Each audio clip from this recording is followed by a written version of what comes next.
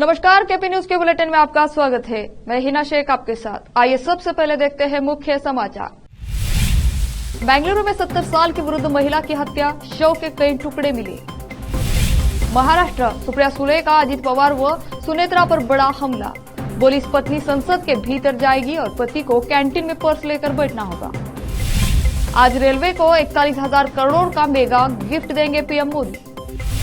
जब तक मैं जिंदा हूं आसाम में बाल विवाह होने नहीं दूंगा, विधानसभा में बोले सीएम हेमंत बिस्वा शर्मा। मराठा प्रदर्शनकारियों ने सरकारी बस में लगाई आग। ईडी के समन पर फिर पेश नहीं हुए सीएम केजरीवाल। आम आदमी पार्टी ने दी ये प्रतिक्रिया।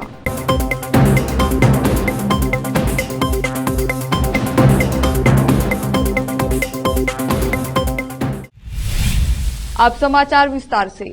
बेंगलुरु के एक हैरान कर देने वाला मामला सामने आया है।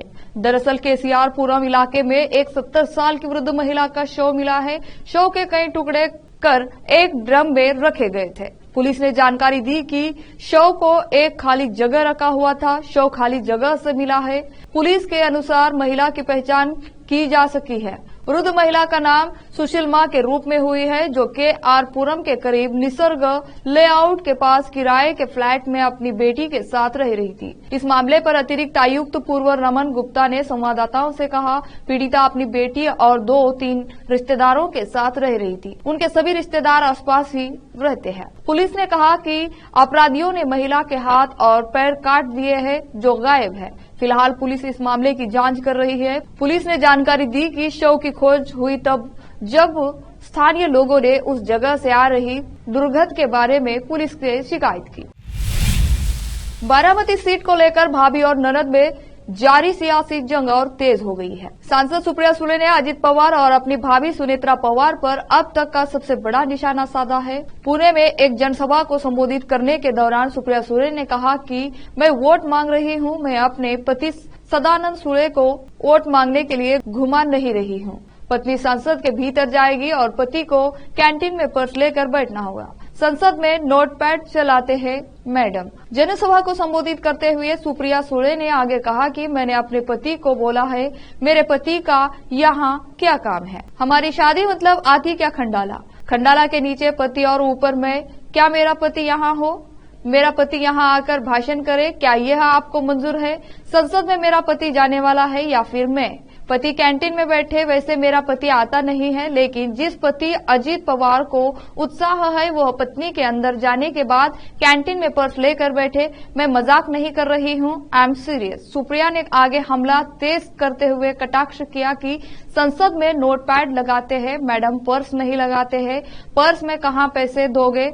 नोटपैड पेन लगाता है तब अंदर जाने दिया जाता है और पति को वहां किसी भी एरिया में जाने की इजाजत नहीं होती है। कैंटीन में बैठो, जनता से पूछते हुए सांसद ने कहा कि तो आपको क्या सांसद चाहिए जो सदन के भीतर बोले या फिर बोलने वाला पति चाहिए? सदानंद सुले सुप्रिया के पति आपको लगते क्या हैं? सांसद सुले, आपको चलेगा क्या? सदानंद सुले को मैं भेजती हूँ, वह भाषण करेंगे। मुझे वोट दोगे क्या? किसे देखकर वोट दोगे, मुझे या फिर सदानंद सुले को? संसद में जाएगा कौन, इसलिए सोच समझ कर वोट देना। सदानंद सुले चाहे जितना भी अच्छा भाषण दिए हो, लेकिन संसद में मुझे बोलना होगा, विषय मुझे रखना होगा, वहाँ लड़ना मुझे होगा। वह व्यक्ति को मतदान करो जो दिल्ली में आपके मुद्दे उठाएगा और वोट मेरिट पर करना है। मैं अभी जो वोट मांग रही हूँ वह मेरिट पर मांग रही हूँ, वोट के लिए सदानंद सुले को घुमा नहीं रही हूँ।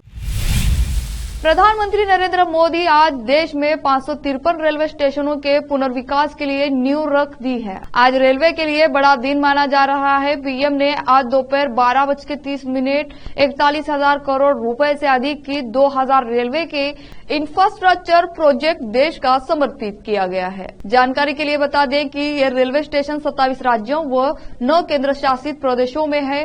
पीएम ने इस मौके पर कहा कि मैं युवाओं से कहना चाहता हूं कि उनके सपने ही ही मेरा संकल्प है। आपके सामने कड़ी मेहनत और मेरा संकल्प विकसित भारत की गारंटी है। इससे पहले प्रधानमंत्री नरेंद्र मोदी ने ट्वीट कर जानकारी दी थी कि वो आज 553 रेलवे स्टेशनों की नींव रखेंगे। पीएम ने ट्वीट में कहा था, आज हमारे रेलवे के लिए एक ऐतिहासिक दिन है। दोपहर 12:30 बजे 41,000 करोड़ रुपए से अधिक की 2000 रेलवे बुनियादी ढांचा परियोजनाएं राष्ट्र को समर्पित की जाएंगी। यात्रा अनुभव को बढ़ाने के लिए 553 स्टेशनों का उद्घाटन किया जाएगा।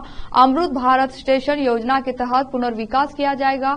इस स्टेशनों की आधारशिला रखी जाएगी। पूरे भारत में ओवरब्रिज और अंडरपास का भी उद्घाटन किया जाएगा। ये कार्य लोगों के लिए ईज ऑफ लिविंग को आगे बढ़ाएगा। जानकारी के लिए बता दें कि देश की इन रेलवे स्टेशनों पर विश्व स्तरीय सुविधाएं उपलब्ध कराने पर बल दिया जाएगा। इस सिलसिले में अमृत भारत स्टेशन योजना के अंतर्गत पीएम आज 553 रेलवे स्टेशनों के पुनर्विकास कार्यक्रम की आधारशिला रखेंगे। इतना ही नहीं, प्रधानमंत्री यूपी में 385 करोड़ की लागत से पुनर्विकास गोमती नगर स्टेशन का भी उद्घाटन करेंगे। भविष्य में यात्रियों की बढ़ती संख्या को देखते हुए इस रेलवे स्टेशन पर आगमन और प्रस्थान की अलग अलग व्यवस्था की गई है। यह रेलवे स्टेशन वातानुकूलित और आधुनिक सुविधाओं से लैस है।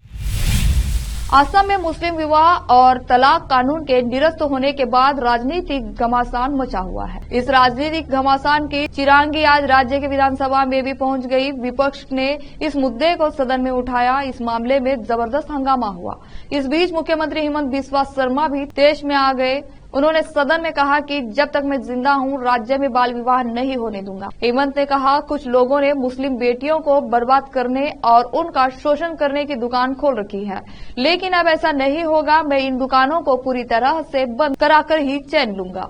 उन्होंने कहा कि मेरी बात ध्यान से सुनो, जब तक मैं जीवित हूं और असम में बाल विवाह नहीं होने दूंगा। जब तक हेमंत बिस्वा शर्मा जीवित है, ऐसा नहीं होने दूंगा। मैं आपको राजनीतिक रूप से चुनौती देता हूं। मैं इस दुकान को 2026 से पहले बंद कर दूंगा।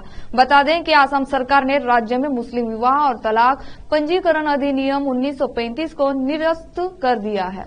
इस अधिनियम में मुस्लिम विवाह और तलाक के स्वैच्छिक पंजीकरण का प्रावधान था और सरकार को एक मुस्लिम व्यक्ति को ऐसे पंजीकरण के लिए आवेदन पर मुस्लिम विवाह और तलाक को पंजीकृत करने के लिए अधिकृत करने वाला लाइसेंस प्रदान करना होता था। सरकार के इस कदम के बाद कहा जा रहा है कि वह जल्द ही यूसीसी के लिए भी कदम उठा सकती है। अब लेते हैं छोटा सा ब्रेक।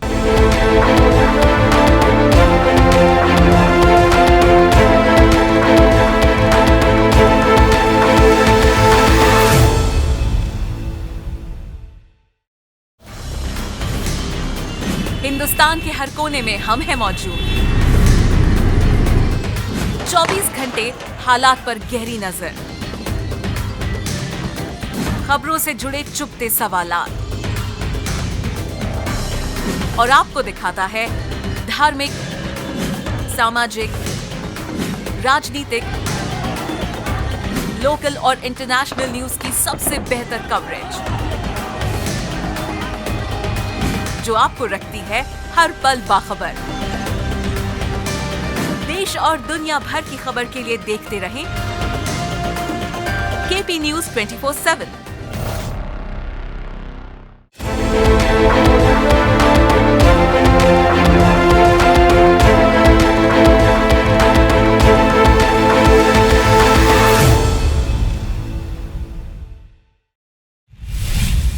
ब्रेक के बाद आपका स्वागत है।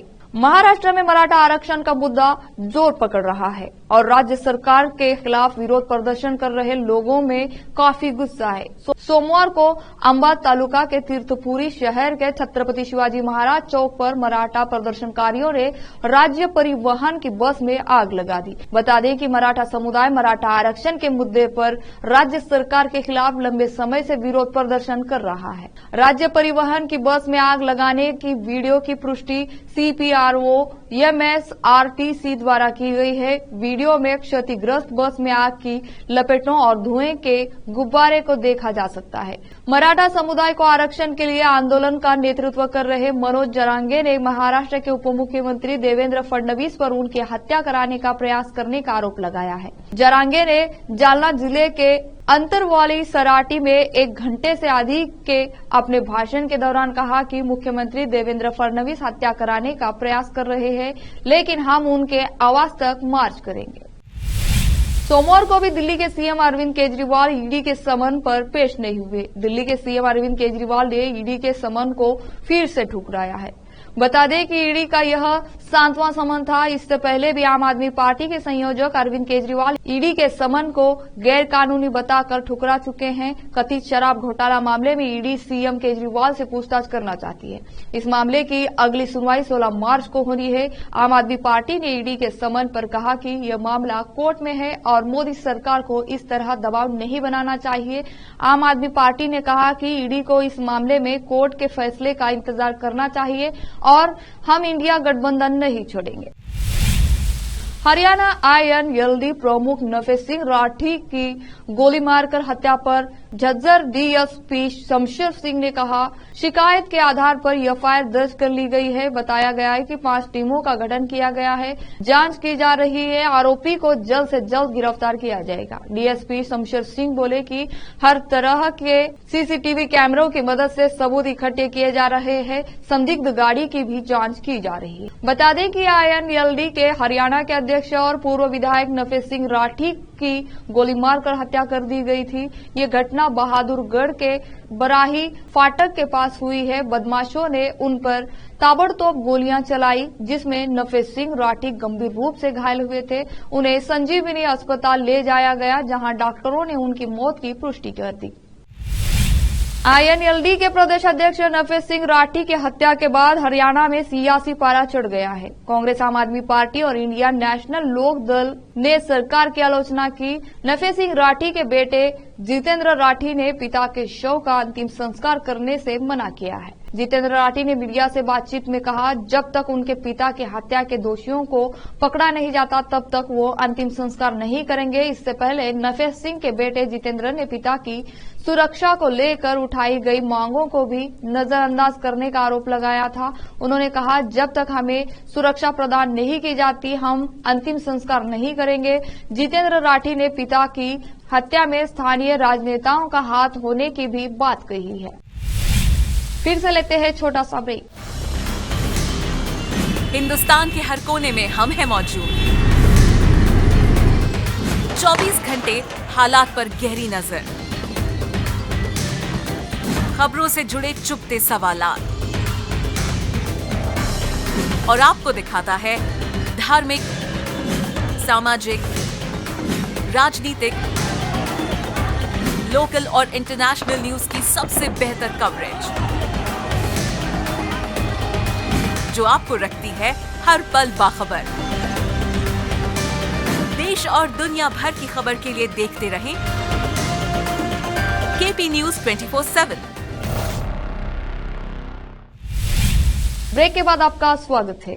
उत्तर प्रदेश में राज्यसभा चुनाव की तैयारी का आखिरी चरण चल रहा है, जिसमें मंगलवार 27 फरवरी को 10 सीटों के लिए 11 उम्मीदवार मैदान में उतरेंगे। राज्यसभा चुनाव में सोमवार को मतदान के लिए राष्ट्रीय जनतांत्रिक गठबंधन NDA के यूपी विधायकों को लखनऊ के लोक भवन में प्रशिक्षण दिया गया। प्रशिक्षण सत्र में भारतीय जनता पार्टी के साथ राष्ट्रीय लोक दल, निषाद पार्टी और अपना दल के विधायक मौजूद थे। हाल ही में NDA में शामिल हुए जयंत चौधरी के नेतृत्व वाले रालोद ने कहा कि उसके विधायक सत्तारूढ़ दल के 8वें उम्मीदवार संजय सेठ को राहत देते हुए भाजपा उम्मीदवार को वोट देंगे। लोकसभा चुनाव से पहले उत्तर प्रदेश में जोरदार चुनावी लड़ाई देखने को मिलेगी, जहां 10 सीटों के लिए भाजपा 8 और विपक्षी समाजवादी पार्टी 3 उम्मीदवार उतारेगी। टीएमसी सांसद नुसरत जहां ने सोशल मीडिया प्लेटफॉर्म X के जरिए अपने ऊपर लग रहे आरोपों का दबाव दिया है। दरअसल पश्चिम बंगाल के संदेशखाली में जारी बवाल के बीच नुसरत जहां को लेकर स्थानीय लोगों और विपक्षी नेताओं ने यह आरोप लगाया था कि वो जब से सांसद बनी है उन्होंने इलाके में कदम नहीं रखा। इन्हीं आरोपों पर टीएमसी सांसद नुसरत जहां ने पोस्ट किया, जिसमें लिखा कि मुसीबत और खुशी दोनों ही समयों में अपने निर्वाचन क्षेत्र में लोगों की सेवा की है और संदेश खाली मामले पर राजनीतिकीकरण नहीं होना चाहिए। एक स्थानीय अखबार में पब्लिश आर्टिकल पर भी नुसरत जहां ने प्रतिक्रिया दी और कहा कि इस तरह के आरोपों से दिल दहल जाता है, क्योंकि एक महिला और जनप्रतिनिधि के रूप में हमेशा ही पार्टी के दिशा निर्देशों का बखूबी पालन करते हुए लोगों की सच्ची सेवा की है। राष्ट्रीय राजधानी दिल्ली में कुत्तों के हमले में एक बच्ची की मौत हो गई। दरअसल तुगलक लेन के धोबी घाट इलाके में आवारा कुत्तों ने कथित तौर पर 2 साल की बच्ची पर हमला कर दिया। कुत्तों के इस हमले में बच्ची की मौत हो गई। इस मामले में दिल्ली पुलिस ने बताया कि कथित घटना शनिवार शाम करीब 6 बजे की है। इस दौरान पुलिस ने जानकारी दी कि बच्ची अपने घर के बाहर बैठी थी, तभी 4 से 5 कुत्तों ने उस पर हमला कर दिया। इतना ही नहीं, कुत्ते बच्ची को कई मीटर तक घसीट कर ले गए और जिसके बाद उसकी मौत हो गई। पुलिस ने बताया कि पोस्टमार्टम के बाद बच्ची का शव परिजनों को सौंप दिया गया है और मामले में आगे की जांच जारी है। तृणमूल कांग्रेस टीएमसी के राष्ट्रीय महासचिव अभिषेक बनर्जी ने रविवार को कहा कि उनकी पार्टी फरार नेता शाहजहां शेख को बचा नहीं रही है। शाहजहां शेख पर संदेशखाली में ग्रामीणों ने यौन शोषण और जमीन हड़पने का आरोप लगाया है। बनर्जी ने यह भी दावा किया कि कुछ बाहरी लोग लोकसभा चुनाव से पहले क्षेत्र में अशांति फैला रहे हैं और गड़बड़ी उत्पन्न कर रहे हैं, जिन्होंने बज में एक कार्यक्रम में कहा, टीएमसी शाहजहां शेख को बचा नहीं रही है। अपराध करने वाले किसी भी व्यक्ति के खिलाफ हमारी बिल्कुल भी बर्दाश्त नहीं करने की नीति है। आखिर में फिर से देखते हैं मुख्य समाचार। बेंगलुरु में 70 साल की वृद्ध महिला की हत्या, शव के कई टुकड़े मिले। महाराष्ट्र, सुप्रिया सुले का अजित पवार व सुनेत्रा पर बड़ा हमला। बोली पत्नी संसद के भीतर जाएगी और पति को कैंटीन में पर्स लेकर बैठना होगा। आज रेलवे को 41,000 करोड़ का मेगा गिफ्ट देंगे पीएम मोदी। जब तक मैं जिंदा हूं आसाम में बाल विवाह होने नहीं दूंगा, विधानसभा में बोले सीएम हेमंत बिस्वा शर्मा। मराठा प्रदर्शनकारियों ने सरकारी बस में लगाई आग। ईडी के समन पर फिर पेश नहीं हुए सीएम केजरीवाल। आम आदमी पार्टी ने दी ये प्रतिक्रिया।